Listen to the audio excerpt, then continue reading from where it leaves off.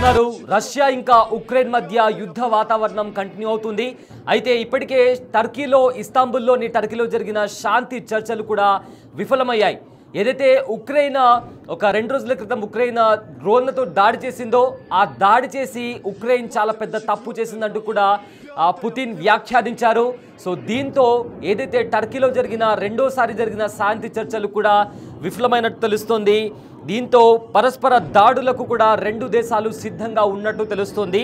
అయితే ఒకవేళ యుద్ధమే జరిగితే కొన్ని కోట్ల మంది ప్రజల ప్రాణాలు కూడా ప్రమాదంలో పడే అవకాశం ఉన్నట్లు కూడా చాలా స్పష్టంగా కనిపిస్తోంది. ఉక్రెయిన్ డ్రోన్ దాడులతో ఇప్పటికే రష్యా భారీగా నష్టపోయింది. 40కి పైగా విమానాలు ధ్వంసమయ్యాయి. అయితే డ్రోన్ దాడుల ద్వారా ఉక్రెయిన్ చాలా పెద్ద తప్పు చేసిందని కూడా పుతిన్ చెప్పడం జరిగింది. అంతర్జాతీయ యుద్ధానికి తెరలేపినట్లు కూడా ప్రకటించారు. అయితే ఉక్రెయిన్కు వ్యతిరేకంగా రష్యా చాలా వేగంగా నిర్ణయాలు తీసుకుంటుంది. ఇప్పటికే 34% వైమానిక శక్తిని ఆ దాడుల్లో రష్యా నష్టపోయింది. వీటి విలువ సుమారు $700 కోట్ల ఉంటుందని కూడా అంచనా వేస్తున్నారు. సో దీంతో ఏవైతే ఉక్రెయిన్ దాడి చేసిందో ఆ దాడి తర్వాత రష్యా చాలా పెద్ద స్థాయిలో నష్టపోయింది. డ్రోన్లతో దాడికి దిగింది ఉక్రెయిన్. గత 3 సంవత్సరాలుగా ఉక్రెయిన్ ఇంకా రష్యా మధ్య యుద్ధం జరుగుతుంది. అయితే ఎప్పుడు కూడా ఉక్రెయిన్ ఇంత పెద్ద స్థాయిలో దాడికి దిగలేదు. కానీ మొట్టమొదటిసారిగా ఉక్రెయిన్ ఈ దాడులకు దిగింది. అయితే ఒకసారి ఆ దాడికి సంబంధించిన విజువల్ చూద్దాం.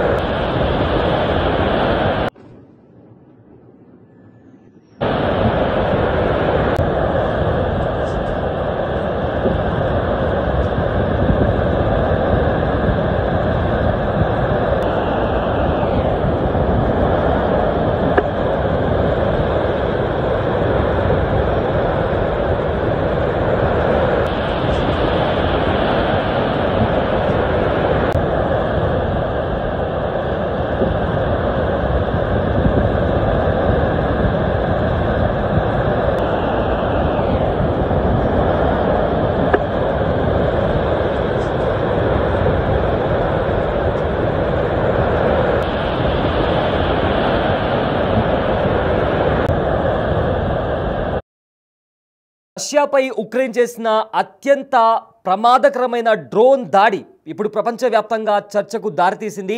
దాదాపు 3 సంవత్సరాలుగా కొనసాగుతున్న యుద్ధంలో ఈ రకమైన దాడి ఇదే for the first time Ukraine రష్యాపై చేయడం జరిగింది. అయితే రష్యాలోని వ్యూహాత్మక స్థాయిలో ఉన్న సుదూర వైమానిక స్థావరాలపైన కూడా ఉక్రెయిన్ డ్రోన్లతో విరుచుకుపడింది. ముఖ్యంగా అణు సామర్థ్యం కలిగిన బాంబర్లే ప్రధానంగా లక్ష్యంగా నిలిచాయి. సో ఈ దాడిలో 40కి పైగా రష్యన్ యుద్ధ విమానాలు ధ్వంసమయ్యాయి.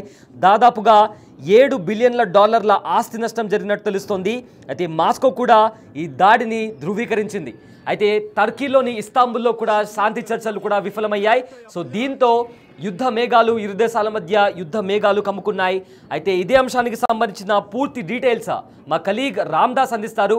ఎస్ రామ్దాస్, ప్రజెంట్ ఇప్పుడు రష్యా ఇంకా ఉక్రెయిన్ మధ్య యుద్ధ వాతావరణం కనిపిస్తోంది. ఒకవేళ యుద్ధం జరిగితే ఎలాంటి పరిస్థితులు నెలకొనే అవకాశం ఉంది? అండ్ ఆల్సో శాంతి చర్చలకు సంబంధించి ఎందుకు విఫలమయ్యాయి? అండ్ ఆల్సో అమెరికా ఇప్పుడు ఏం చేయబోతుంది?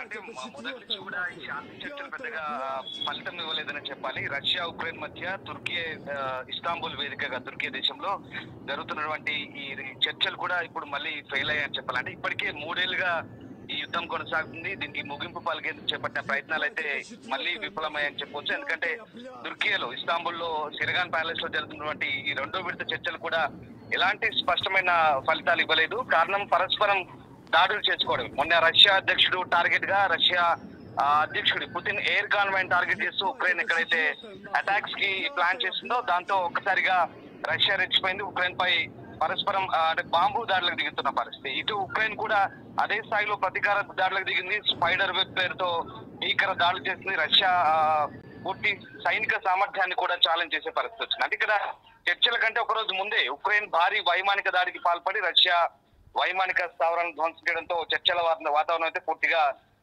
చెడిపోయిందని చెప్పాలి. ఎందుకంటే ఈ పరిణామం చర్చలపై నెగిటివ్ ఇంపాక్ట్ చూపింది.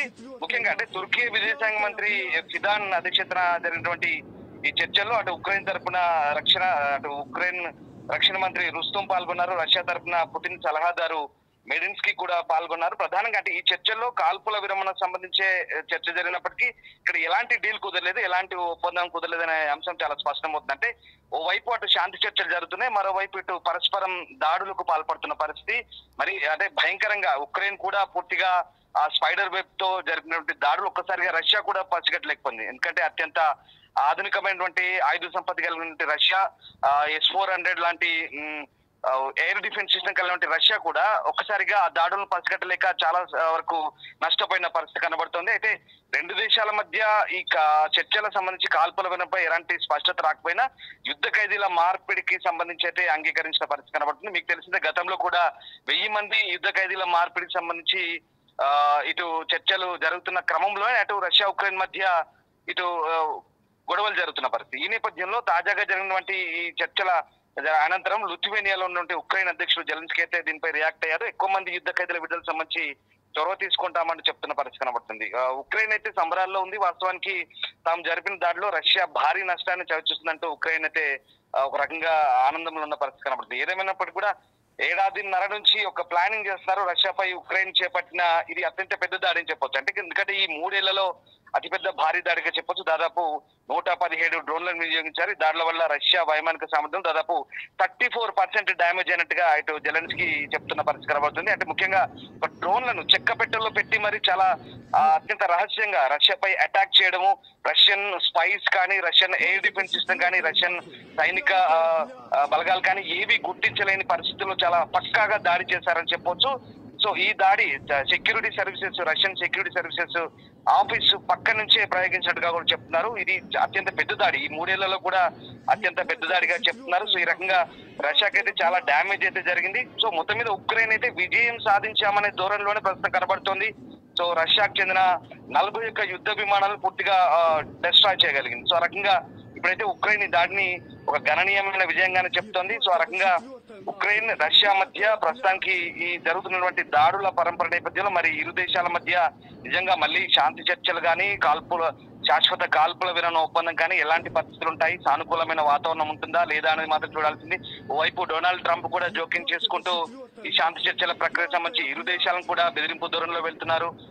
అటు పుతిన్ కూడా పిచ్చివాడిగా అభ్యర్థిస్తున్నాడు, మరోవైపు జెలెన్స్కీని కూడా బెదిరిస్తున్న పరిస్థితి కనబడుతుంది. అయినప్పటికీ కూడా ఇద్దరు దారిలోకి వచ్చే ప్రయత్నం చేయలేదు.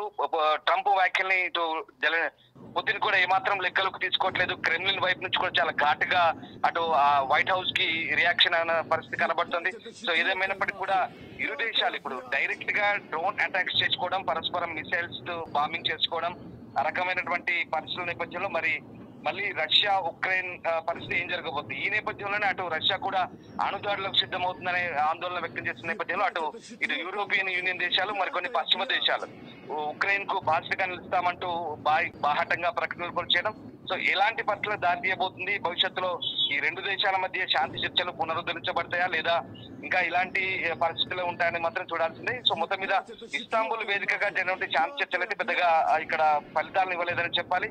సో ఇటు చర్చలు ఓవైపు జరుగుతున్నాయి, ఇటు మరోవైపు పరస్పరం రెండు దేశాలు కూడా దాడులు చేసుకుంటున్న ఈ నేపథ్యంలో మరి అంటే ఇంకా ఏమైనా శాంతి చర్చలకు సంబంధించి ఏదైనా పురోగతి ఉంటుందా, భవిష్యత్తులో ఈ దాడులు కంటిన్యూ అవుతాయా, ఇంకా ఎలాంటి దాడులు కొనసాగుతాయి, ఇటు రష్యా వైపు నుంచి కానీ ఉక్రెయిన్ వైపు నుంచి కానీ పరస్పరం భీకర దాడులు కొనసాగిస్తే ఇది అణుయుద్ధానికి పరిణమిస్తుందా, అణిదాడి కూడా జరగబోతుందా, రష్యా సిద్ధమవుతుందని వార్తలు వస్తున్న నేపథ్యంలో ఇంకా ఎలాంటి పరిస్థితులు తలెత్తాయని ఓవైపు కొంత ఆందోళన వ్యక్తమవుతున్న నేపథ్యంలో చూడాలంటే భవిష్యత్తులో ఈ చర్చల ప్రక్రియ ఇంకా ముందుకు సాగుతుందా లేదంటే ఇక్కడికే ఈ పరస్పరం ఇంకా కొద్ది రోజుల పాటు యుద్ధం కొనసాగుతుందా అనేది వేచి చూడాల్సిందే.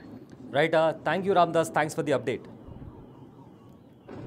అయితే 3 ఏళ్లుగా కొనసాగుతున్న యుద్ధానికి ముగింపు పలికేందుకు పడుతున్న అడుగులు తడబడుతున్నాయి. రష్యా ఉక్రెయిన్ మధ్య టర్కీలో జరిగిన 2వ విడతల చర్చలు కూడా ఎలాంటి ఫలితాన్ని ఇవ్వలేదు. అంతకుముందు రోజే రష్యాపై ఉక్రెయిన్ భారీ దాడి చేసి వైమానిక స్థావరాలను కూడా ధ్వంసం చేయడంతో ఆ టెన్షన్ వాతావరణం ఏదైతే ఉందో యుద్ధ వాతావరణం కూడా మరింత పెరిగిందని చెప్పుకోవచ్చు. దాని ప్రభావం చర్చలపై కూడా పడింది. ఇస్తాంబుల్లోని సిర్గన్ ప్యాలెస్లో టర్కీ విదేశాంగ మంత్రి హకన్ ఫిదాన్ అధ్యక్షతన సోమవారం రష్యా అదేవిధంగా ఉక్రెయిన్ ప్రతినిధుల మధ్య చర్చలు జరిగాయి. కాల్పుల విరమణ షరతులపై కూడా వారు చర్చించారు. అవి ఎలాంటి రిజల్ట్స్ని కూడా చూపించలేదు. సో చర్చల్లో ఉక్రెయిన్ తరపున రక్షణ మంత్రి రుస్తెమ్ ఉమేరోవ్ అదేవిధంగా రష్యా తరపున పుతిన్ సలహాదారు వాల్దిమిర్ మెడిస్కిన్ పాల్గొన్నారు. తొలి విడత చర్చలు మే 16న ఇస్తాంబుల్లోనే జరిగాయి. అందులో కాల్పుల విరమణ ఒప్పందం కుదరకపోయినా యుద్ధ ఖైదీల మార్పిడికి అంగీకారం కుదిరింది. అయితే సోమవారం నాటి చర్చల అనంతరం ఏదైతే దీనికి సంబంధించి కూడా లిథువేనియాలో ఉన్న జెలెన్స్కీ స్పందించారు. మరింత మంది యుద్ధ ఖైదీల విడుదలకు చర్యలు తీసుకుంటామని కూడా చెప్పారు. అయితే ఏడాదిన్నరగా ఏదైతే ఇప్పుడు ఉక్రెయిన్ దాడి చేసిందో దానికి చాలా నెలల నుంచి అంటే 1 సంవత్సరం పైనుంచే కూడా ఉక్రెయిన్ ప్రణాళిక వేసి ఉక్రెయిన్ జరిపిన దాడుల్లో రష్యా భారీగానే నష్టపోయింది. 117 డ్రోన్లను ఉక్రెయిన్ వినియోగించింది. రష్యా వైమానిక బలంలో 34% ధ్వంసం చేశామని కూడా జెలెన్స్కీ చెబుతున్నారు. అయితే చెక్క కంటైనర్లలో చాలా పకడ్బందీగా చాలా ప్లాన్ వేసి రష్యాలోకి డ్రోన్లను తీసుకెళ్లిన ఉక్రెయిన్ ఆ దేశ సెక్యూరిటీ సర్వీసెస్ కార్యాలయం సమీపంలో నుంచే వాటిని ప్రయోగించిందంటే ఎంత వ్యూహాత్మకంగా ఉక్రెయిన్ దాడి చేసిందో చాలా స్పష్టంగా అర్థమవుతుంది. అండ్ ఆల్సో S-400 లాంటి డిఫెన్స్ సిస్టమ్ ఉన్న రష్యా ఉక్రెయిన్ చేసే దాడులను కనిపెట్టలేకపోయిందంటే ఉక్రెయిన్ ఏ రకంగా ప్లాన్ చేసిందో చాలా స్పష్టంగా అర్థమవుతుంది. సో ప్రజెంట్ దీంతో ఒకవైపేమో శాంతి చర్చలకు సంబంధించి ఎలాంటి రిజల్ట్ బయటికి రాలేదు, మరోవైపేమో ఉక్రెయిన్ దాడి చేసింది. దీంతో అమెరికా ఏదైతే శాంతి చర్చలకు సంబంధించి అటు ఉక్రెయిన్ని ఇటు రష్యాని కూడా అమెరికా వార్న్ చేస్తుంది. అయినప్పటికీ కూడా అటు రష్యా కూడా వెనక్కి తగ్గట్లేదు. సో దీంతో ఈ ఏదైతే ఇప్పుడు 2 దేశాల మధ్య జరుగుతున్న టెన్షన్ వాతావరణమో ఎలాంటి పరిస్థితులకు దారితీస్తుందో నిజంగా చాలా టెన్షన్ వాతావరణం అయితే కనిపిస్తోంది.